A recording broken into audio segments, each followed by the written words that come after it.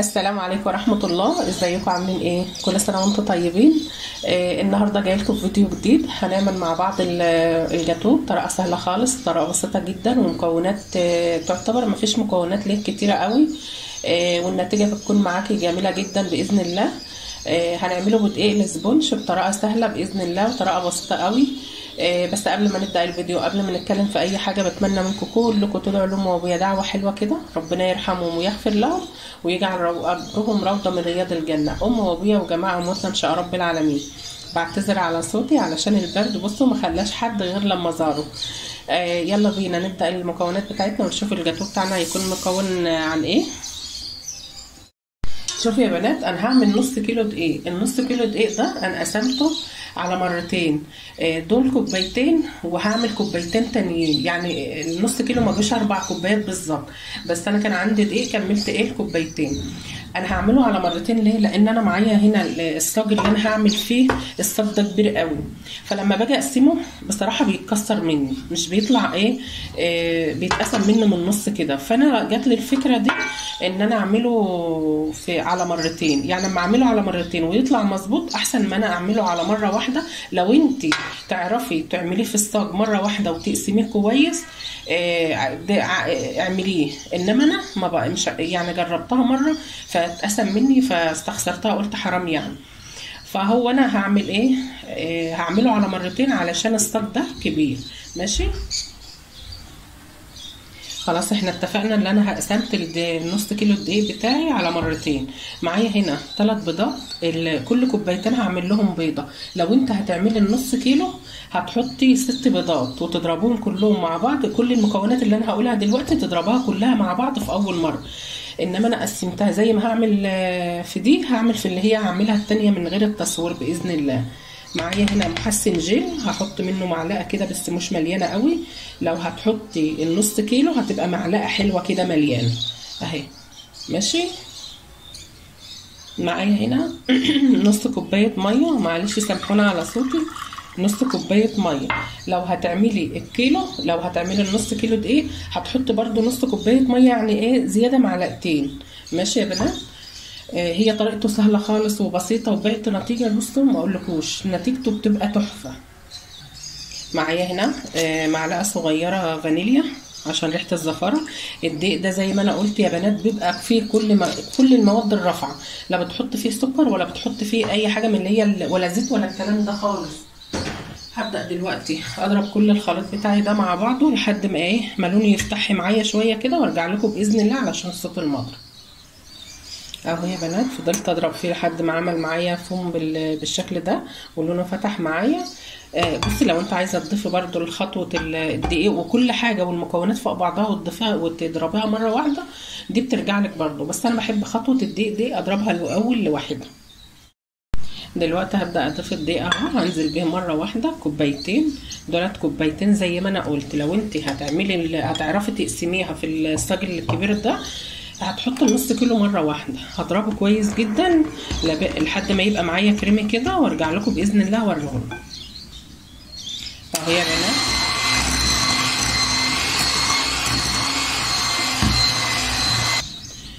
بعد ما ضربته بالشكل ده وبقى معايا كريمي زي ما انتم شايفين كده، لازم يبقى معاكي كده. بصوا اهو. هبدا دلوقتي احطه في الصينيه. انا لما جيت احط الدقيق، لما جيت اضيف الدقيق هنا خلاص ولعت الفرن. ما تولعيش الفرن اول ما تبداي المكونات عشان ما يديش حراره قوي، لان الدقيق ده مش بياخد سوى، بيستوي بسرعه وبياخد لون بسرعه، فانت خلي بالك منه. حتى لما تدخليه الفرن خلي بالك عينك عليه على طول علشان ما ياخدش منك اللون، لان هو احنا عايزينه لون فاتح زي ما بنشوفه بره. ماشي، معايا الصاج بتاعي يا بنات، حطيت حاجات بسيطه جدا من الزيت، زيت او سمنه اللي تفضليه. فهدهنها بس كده حاجات بسيطه علشان ما احط ورقه الزبده ما تتحركش معايا. ماشي،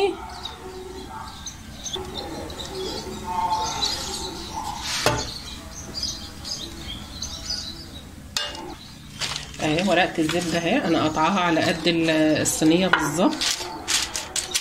حاولي ما يبقى لهاش حرف، يعني على قد ما تقدري برضو وافردها كويس عشان تطلع معاكي متساويه. ماشي، هبدا انزل بالخليط بتاعي اهو يا بنات. يا ريت تكونوا محضره الصينيه قبل ما تبداي تعملي الحاجات دي كلها. معلش قبل الصوت. اهي يا بنات بعد ما انا حطيته في الصاج بالشكل ده كده، بصي اخبطيه بس خبطتين كده اهو، حطي قطعه على الرخامه واخبطيه خبطتين كده علشان لو في اي هوا ولا حاجه يخرج. والوش اللي انتوا شايفينه ده بيتظبط بعد ايه ما هي بتستوي. انا هدخلها الفرن تستوي، ولما اخرجها باذن الله هوريها لكم. والدور الثاني اللي انا هعمله اللي هم الكوبايتين التانيين هعملهم بنفس الطريقه باذن الله. اهو يا بنات الجاتوه بتاعنا بعد ما انا سويته بالشكل ده كده، بصوا حاولوا ان هو ما ياخدش لون اغمق من كده، ويا ريت يكون افتح من ده. ده اول دور. الدور الثاني انا هعمله مش هصوره معاكم علشان الفيديو ما يطولش اكتر من كده. انا هبدا دلوقتي اقلبه اهو علشان تعرفي ان كان استوى منك ولا لا. بتعملي الخله كده اهي، شوفوا طالعه معايا نضيفه خالص، ما فيهاش اي عجين ولا اي حاجه. خلي بالك لما تحطيه تحت الشوايه ما ياخدش لون اغمق من كده. عشان اقلبه هحط ورقه كده على الصينيه اللي انا هقلبه عليها بالشكل ده، ورقه زبده اهي، واقلبه بقى عليها علشان ايه الوش ده يبقى تحت. اطلعه من الصينيه، ما تسيبوش في الصينيه وما تقلبوش على طول، تستنى عليه لما يبرد خالص وتقوم قلبه علشان ما يتكسرش مني. اهي يا بنات انا قلبتها على ظهرها اهو، ده ظهرها ما شاء الله عليه طالع معايا مش محروق ولا اي حاجه، ولونها جميل جدا. لازم يكون لونها فاتح زي ما انتم شايفين كده. وحاولي تخليها من الجناب كده بالسكينه، بطرف السكينه قبل ما تيجي تقلبيها عشان تتقلب معاكي بسرعه. انا هعمل الجزء الثاني، مش هبدا فيها تزيين ولا هعمل فيها اي حاجه غير بكره باذن الله. مش بحب اعمله واعمله في نفس الوقت اليوم ازينه في نفس اليوم، لا انا بحب اعمله واسيبه في التلاجة، احط ورقه زبده بندي ودي واعينه في التلاجة لتاني يوم اقوم بادئه فيه تزيين باذن الله. هوريهولكم ان شاء رب العالمين لما نيجي نزينه وتشوفوا الطريقه معايا. طريقه سهله وبسيطه باذن الله هتعجبكم. الكيك بتاعنا اهو يا بنات بعد ما انا سبته ليله كامله في التلاجة وغطيته. لازم تغطيه قبل ما تعينيه في التلاجة، حط عليه فوطه كده وغطيه علشان ما ينشفش مني. بصوا انا عملت ثلاث طبقات اهو، عملتهم 3. انا 1 2 3 واللي هي الاخيره دي رفيعه شويه، دي هحطها في النص. هنبدا دلوقتي نزينه. انا هنا عملت اللي هي الكريمه، قلت اما اعملها قبل التصوير علشان ما تاخدش معايا وقت وكده والفيديو يطول مني. فعملتها النهارده اول مره اعملها باللبن، كنت دايما بعملها بالميه بس النهارده عاملاها باللبن وضفت عليها سكر لان الكريمه دي ما فيهاش سكر. انا حطيت اول طبقه اهي اللي هي الوش اللي فوق ده يا بنات، حاولي تقشريه لان ده بيبقى فيه كل زفاره البيض. فحاولي بالسكينه كده او بايدك حسب ما تعرفي ماشي، تبداي تقشرها كده هي هتطلع معاكي بكل سهوله. انا لما جيت احط الكيك بتاعنا ده بين كل طبقه وطبقه حطيت ورق زبده عشان ما يلزقش في بعض ماشي. هقشرها كلها وارجع لكم باذن الله. اهي يا بنات بعد ما انا قشرتها بالشكل ده كده، اي عصير عندك حتى لو اي بيبسي او اي حاجه اسقيها، حاولي تسقيها بالفرشه كده. انا دلوقتي معايا لبن اهو، هحاول بس اسقيها حاجات خفيفه كده ما تكتريش قوي عشان العجينه البتاع ما تعجنش منك. لو مفيش عندك اي لبن ولا بيبسي ولا اي حاجه، معلقتين سكر على ربع كوبايه ميه على البوتاجاز واغليهم غلوه كده واسقي بيها، يعني ما تخليش اي حاجه تعطلك باذن الله عن الوصفه اهو. تسقيها بس حاجات كده علشان تبقى طريه معاكي. الحروف دي طبعا هنظبطها ونقطعها باذن الله واحنا بنظبط الجاتوه بتاعنا ماشي. انا كل طبقه هعملها هسقيها بالشكل ده كده. انا هسقيها الاول وبعدين تفرد عليها الكريمه اهو.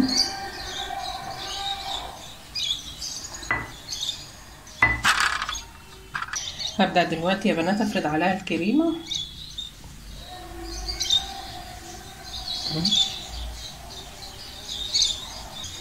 اهو يا بنات. انا فردت اول دور اهو. بصوا كل دور هعمله هفرده بالشكل ده. الشكل النهائي باذن الله هوريه لكم بس لما اعمل الدور التاني واقشره واظبطها برده ماشي. انا فردتها. المهم كل القالب معانا ياخد من الكريمه، تحط كميه كريمه حلوه كده علشان يبقى طعمها حلو ماشي. بصوا يا بنات، دي الطبقه الثالثه. لما جيت احطها انا حبيت بس اوريكم الحته دي علشان ما فيش حاجه لو انت جات تعمليها وكسرت منك زي ما اتكسرت معايا كده، ما توقفيش الوصفه بتاعتي. بصوا والله جيت احطها على الدور على الجاتوه كده، يعني احط الدور الثالث، اتقسمت مني اكتر من 5 حتت. شوفوا مهروده ازاي. انا حطيتها برضو ما استغنيتش عنها، يعني ممكن كنت استعملها في حاجات تانية، بس قلت لا لازم اكملها واوريها لكم باذن الله. حطيتهم كلهم جنب بعض كده. شوفوا يعني دي كانت طالعه لوحدها والجزء ده لوحده، كل حته لوحدها.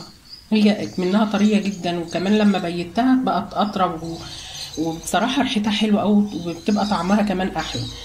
المهم حطيتها ماشي ولزقتها جنب بعض كده، والكريمه بتداريها.